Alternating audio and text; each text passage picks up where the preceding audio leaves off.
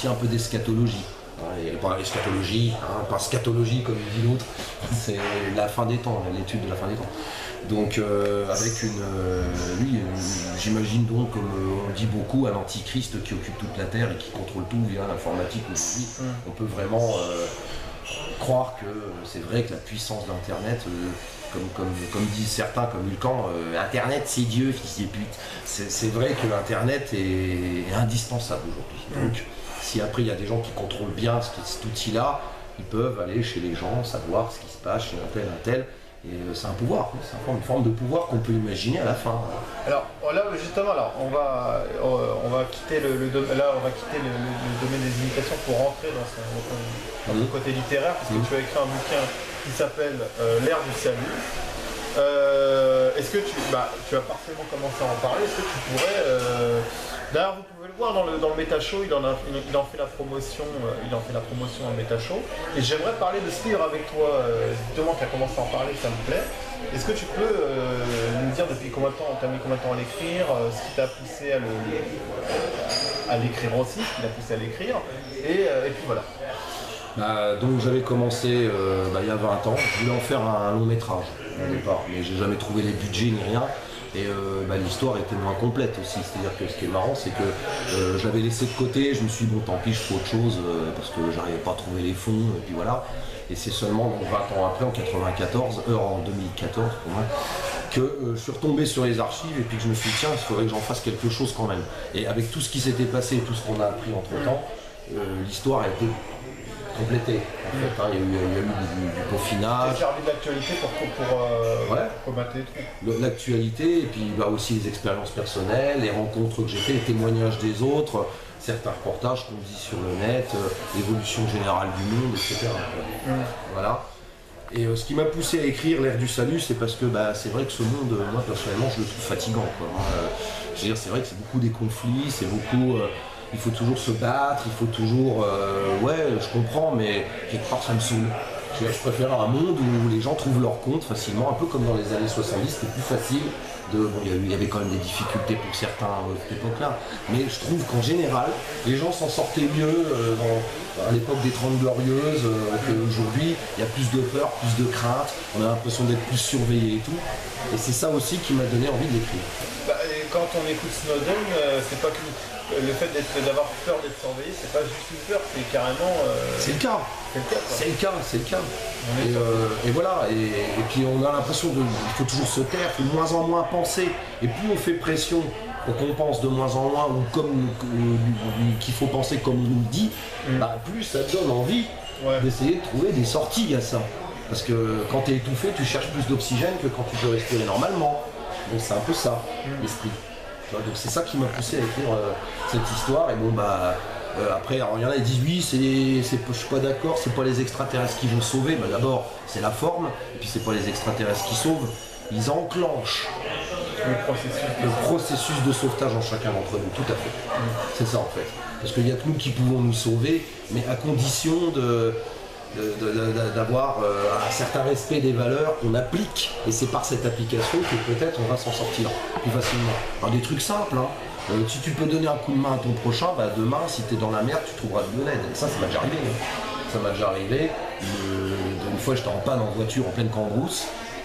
Putain, je me dis je suis dans la merde, j'ai encore 100 km à faire pour rentrer chez moi sur Paris. Puis il y a un vendeur de frites dans le coin qui connaissait un peu la mécanique et qui a mis de l'eau dans mon radiateur parce qu'il y avait une fuite. Il m'a dit normalement avec ça vous devrez pouvoir rentrer. Peut-être que si j'avais pas été très sympa en général, j'aurais été grave dans la merde. Il y aurait peut-être eu personne pour m'aider, ça aurait pu être pire. Donc le fait d'avoir eu cette aide, je me suis dit c'est peut-être aussi parce que j'ai aidé dans la vie, donc dans les coups durs on nous aide. Et ça c'est valable pour tout le monde. Voilà. Comme vous pouvez le voir en haut de la vidéo, de la couverture. En haut de la couverture, dans l'illustration, il y a une sphère, une espèce de sphère bleue et blanc. Tu peux nous expliquer ce que c'est ? C'est le graphiste qui avait fait bleu et blanc, mais bon oui, ça peut être... En fait, c'est un peu ce que j'ai vu en 94, une sorte de soucoupe comme ça, qui faisait pas de bruit. Donc C'est un peu ce que j'ai vu de mes propres yeux, puis aussi ce qui a été vu par des témoins, les reportages qui ont été faits là-dessus et tout, qui corroborent un peu avec ce que j'ai vu de mes propres yeux. Donc c'est vrai, avant cela, j'avais un doute, mais une fois que je l'ai vu de mes propres yeux, je me suis dit, il n'y a plus de doute, ça existe des engins comme ça. Après, à savoir si c'était l'armée ou pas, c'est encore autre chose, mais moi j'ai voulu faire un rapprochement avec... Tu penses que c'est des trucs qui nous sont cachés? Ah bah c'est possible, de toute façon il y a tellement de choses cachées. Il y en a tellement On est des plus à choses ça près. cachées. Exactement, on n'est plus à ça près, tu sais. On voit ce que... Et donc tu as voulu rapprocher... Oui, j'ai voulu faire, pour moi c'est des extraterrestres sympas qui ont accepté Jésus comme maître, réellement, sans hypocrisie, c'est-à-dire il est vraiment président de leur planète, les uns. Donc ils font tous des miracles et ils sont tout le temps dans la création.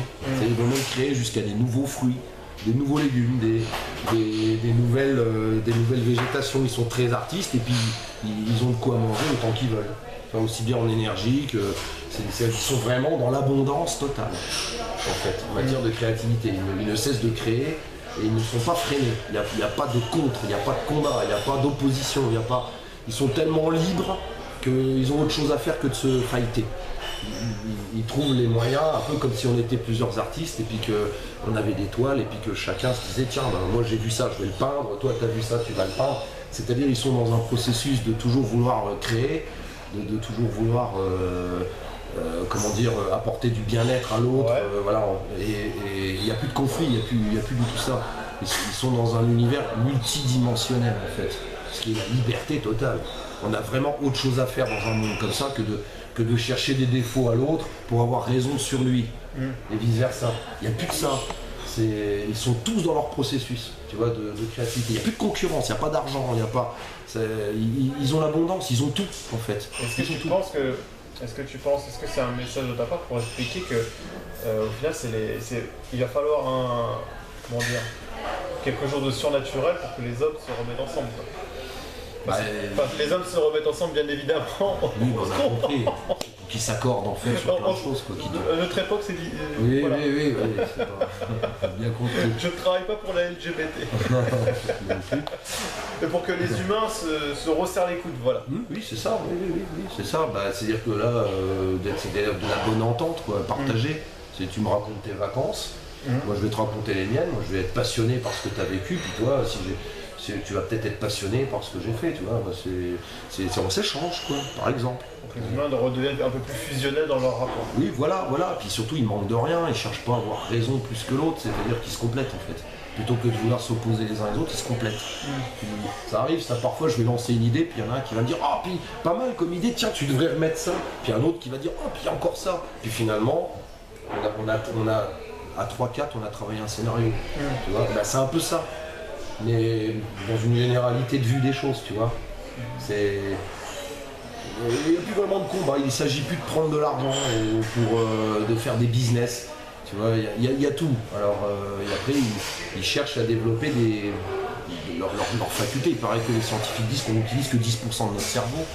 Tu vois. Einstein, c'est ce que Einstein a dit dans une théorie d'Einstein, je crois que c'était 21% ou 10%, je sais plus, mais c'est ce qu'il a dit, oui. Enfin, pas tout en tout cas. Mais imaginez si... de moins en moins, j'ai envie de dire. Je pense que ça peut baisser. Alors ça peut peut-être baisser pour rebondir, après ça dépend pour qui. Parce que le jour où on balancera des tomates sur Cyril Hanouna, voilà, pour le moment, il faut... Ouais, mais à moins que Cyril Hanouna devienne plus intelligent un jour, ce serait peut-être intéressant de voir je pense pas qu'il soit con. Voilà, il a peut-être d'autres vertus qu'il connaît même pas. Il vend de la merde, mais il a l'intelligence de la vente, sa merde. Voilà, mais ça c'est dans ce monde-là, encore une fois. Voilà, c'est vrai que dans un monde intelligent, il sera en train de faire des poubelles.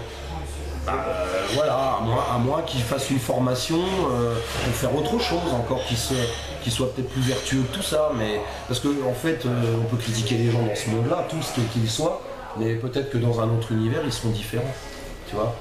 Moi quand j'étais petit, j'étais un petit con, je l'ai dit, je le dis, j'étais un petit con, j'étais un petit merdeux, parfois je faisais chier les gens pour je ne sais même pas pourquoi, puis un jour j'ai pris conscience, j'ai dit mais qu'est-ce que tu fais? Il y a quelqu'un qui m'a dit à l'intérieur, pourquoi t'es comme ça, pourquoi t'es... Ouais c'est vrai, pourquoi je suis comme ça, Puis finalement j'ai changé, puis aujourd'hui je vois les choses d'une façon plus large. Je crois qu'on a tous eu notre période de petits cons, de petites connes. Et à un moment donné, notre conscience nous explique comment il faut être avec les autres, comment il faut essayer d'être impartial et tout pour justement aller vers l'avant et d'être mieux, on se sent mieux d'être comme ça. D'ailleurs, on se fait plus d'amis, il vaut mieux avoir des amis que des ennemis. Voilà. Dans ton livre, il y a pas mal de concepts bibliques. Est-ce que tu te définis comme chrétien, catholique, ou est-ce que tu es un athée qui s'intéresse à la religion? Comment ça se passe? Bah, moi, je me dirais plutôt théiste, en fait. Ouais. On s'est compris comment ça se passe. Moi, je me dirais plutôt théiste. Quelque part. Je suis pas en apparence. Je me dirais plutôt théiste, en fait. C'est-à-dire, je crois en Dieu, certes, un Dieu d'amour qui veut du bien à ses créatures, mais qui a laissé le libre arbitre. Et, du coup, il se passe ce qui se passe. Maintenant, moi, mes croyances, elles sont que ouais, normalement, la vie, elle est faite pour être du bonheur, quoi. Enfin, moi, je suis plutôt quelqu'un de paix, de tranquillité, de gentil. J'aime pas trop les conflits, j'aime pas trop la guerre, j'aime pas trop les bastons, même si j'ai ma période karatéka quand j'étais plus jeune, tout ça. Mais ouais, je préfère qu'il y ait un équilibre. Il n'y a pas d'équilibre dans ce monde-là, il n'y a pas d'équilibre, il y a toujours des conflits. On se bat pour des idées, mais on n'est pas sûr qu'elles soient toujours bonnes. On va dire, ouais, là-dessus, oui, mais ce qu'on ne dit pas, c'est ça. Alors du coup, ça remet en question. Enfin, j'ai l'impression qu'on est dans un monde où on cherche beaucoup de choses. Donc je fais partie de cela. Donc je me dis, ouais, croyant. Je me dis pas plus chrétien que moi. J'aime bien Jésus quand même. Quand tu lis l'Évangile, si vous avez l'occasion de le lire, c'est vrai que le gars, il... Et c'est dans l'Évangile, c'est bourré de concepts. Hein. C'est vraiment... Il y a une sorte de philosophie biblique, tu es réfléchi en même temps quand on dit que la Bible c'est juste du prêche, c'est pas vrai. Hein. C'est vraiment du savoir-vivre, c'est du concept, mais on apprend beaucoup en lisant la Bible. Hein. Oui, voilà, mais c'est mental. Oui. Fais aux autres ce que tu veux qu'on te fasse. Ne fais pas aux autres ce que tu veux qu'on te fasse pas. Ça, c'est pas politique, ça. Ah non, c'est complètement... Voilà, c'est ça qui m'intéresse en fait. Mais la spiritualité est de nos jours très mal vue parce qu'il y a... Ça amène à l'ouverture d'esprit, mais authentique, hein, parce que l'ouverture d'esprit c'est quelque chose de base authentique, c'est raisonnement intellectuel, spirituel, normalement l'ouverture d'esprit. On pourrait faire ça comme un raisonnement intellectuel, spirituel. Et de nos jours, le problème c'est l'ouverture d'esprit, c'est le laisser aller à soi en permanence. C'est quelqu'un ouvert d'esprit, c'est quelqu'un qui se laisse aller à lui-même, et il justifie se laisser aller à lui-même par de l'ouverture d'esprit, comme l'homosexualité, comme la gay pride, la liberté générale. La liberté générale, 68 arts. Bah ça voilà, après je crois que le problème c'est que. Enfin le problème, je ne sais pas si c'est un problème. L'homosexualité, l'attitude gay je veux dire. Hein. Oui, je suis pas homophobe. Oui moi non plus, non, c'est pas ça. Non mais je pense que bon si dans la Bible Dieu laisse le libre arbitre, c'est-à-dire que vous faites ce que vous voulez en fait, vraiment vous faites ce que vous voulez. Mais pour Dieu rien n'est perdu. C'est-à-dire qu'à un moment, donc ces êtres-là qui viennent donner un coup de main expliquent que quelque part tout est mémorisé et que même si on a perdu un proche et tout, quelque part on pourra le retrouver. Parce que ce que nous on ne voit pas, c'est pas parce qu'on ne voit pas tout que tout n'existe pas. Il y a peut-être des choses qui existent qu'on ne voit pas.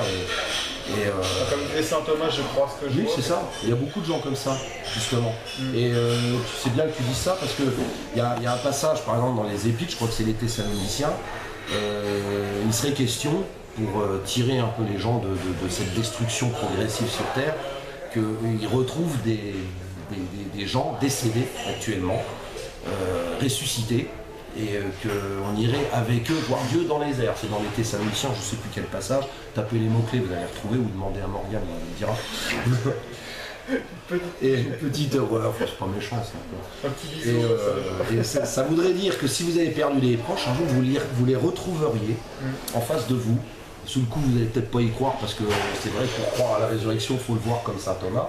Mais si la personne commence à vous dire ouais, tu te souviens, on a vécu ça ensemble, là, vous allez dire ah oui, c'est vrai. Donc ça doit être vraiment toi, tu vois. Et du coup, soit tu te laisses convaincre par ça et on va voir Dieu dans les airs, c'est ce qui est marqué. Donc après, ça s'arrête là au niveau de l'explication de tout ça. C'est certainement des choses nouvelles qu'on ne connaît pas encore. Soit ça va être genre non, au secours, tu es un démon. Parce qu'il y a et ceux-là qui réagiront comme ça, c'est les gens qui aiment bien jouer avec les zones d'ombre du système. Parce qu'il y a des gens, les escrocs, ils aiment bien jouer avec l'ignorance. Tu peux pas être escroc en face de gens qui arrivent à lire dans ton cœur. Tu peux pas. Jésus, je lisais dans les cœurs. Comment tu pouvais l'escroquer? En plus, il n'avait pas une thune, le gars. Tu vois. Mais l'escroc, il est toujours manipulateur. Le manipulateur, si c'est ça son gagne-pain, c'est grâce à l'ombre, c'est grâce à l'ignorance qu'il va réussir à faire sa vie, son business. Voilà. Et donc, c'est après ce qui pourrait expliquer qu'il y a ceux qui resteront sur Terre pour continuer à jouer comme ça. Et puis ceux qui préfèrent dire oh non mais c'est vrai que c'est tout ça, ça me saoule, ça nous rapporte rien, ça fait pas ma santé. Tu peux être très riche aujourd'hui, puis dans 10 ans tu auras un cancer. Et du coup tu préférais avoir Dieu dans les airs parce que c'est la santé totale qui t'intéresse et de découvrir autre chose qu'on ne connaît pas encore et qu'on ne peut même pas encore imaginer, tellement nous sommes préoccupés aujourd'hui par les soucis du monde en fait, que ce soit les conflits politiques, notre salaire, notre travail, est-ce que je vais garder mon boulot ou pas, qu'est-ce que je vais manger demain, les inquiétudes et tout. Et Jésus avait même dit déchargez-vous sur moi, ne vous inquiétez pas de ce que vous allez manger demain et tout.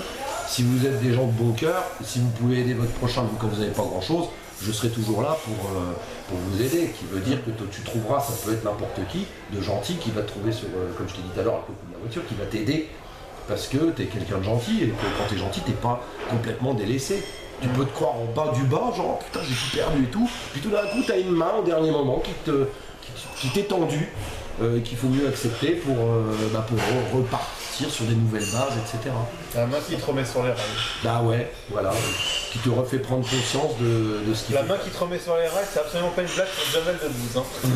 Je sais même pas que c'était lui qui disait ça. Non, c'est son bras, le train. Ah oui, le fameux réunionnais. Non, le train, voilà. Le bras et le train, non mais c'est pas grave, je fais une petite digression humoristique.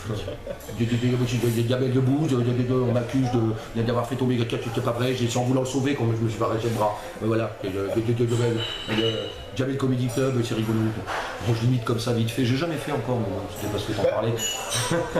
Pour finir, on va revenir vite fait sur le méta-show. Alors, est-ce que tu peux nous dire si tu comptes refaire des épisodes du méta-show? Saison 2. Ouais, une saison 2. En gros, elle est quand la saison 2 du méta-show? Bah, pour l'instant, je suis en train d'y travailler, je suis en train d'y réfléchir, mais je peux pas encore donner de date. Mais je suis en train d'y travailler, je suis en train d'y réfléchir. Je peux pas vous faire de promesses tout de suite en disant ouais, ça va être là, ça. Parce que je sais pas quand, mais c'est demandé, donc j'ai l'intention d'en refaire. Voilà, avec de nouveaux personnages, ou même ceux qui ont déjà été vus, qui peuvent revenir en fonction des situations, tout ça, etc. Donc voilà, Boris Boiteux, je vais vous rappeler son livre L'ère du salut. Comment on fait pour se le procurer? Sur Price Minister ou Amazon aussi il y est, ou vous pouvez aussi aller à la librairie Facta, c'est près de... C'est la rue de Clichy, je crois, le 4 rue de Clichy, là près de... je ne sais plus dans quel arrondissement, enfin bon, regardez. Et voilà. Donc c'est un livre de 120 pages, je crois, 121 pages, pardon. Voilà. Avec 12 €, donc c'est peu cher. C'est pas trop cher. Hein. C'est franchement 12 €, je pense que... Je sais qu'il y en a qui vont dire ah lui aussi fait du fric avec Jésus, hein. Je sais qu'il y en a qui vont dire ça. Voilà, mais c'est un très bon livre pour 12 €, ça vaut la peine. Voilà. Ça vaut la peine. Et puis les 12 €, c'est pas pour m'enrichir non plus. Hein. Bon, je peux manger quand même avec ça, mais ça peut aussi servir pour aider les autres, pour produire les méta-shows aussi, parce que les méta-shows, il faut acheter du matériel, tout ça. Donc tout ça, ça a toujours un coût.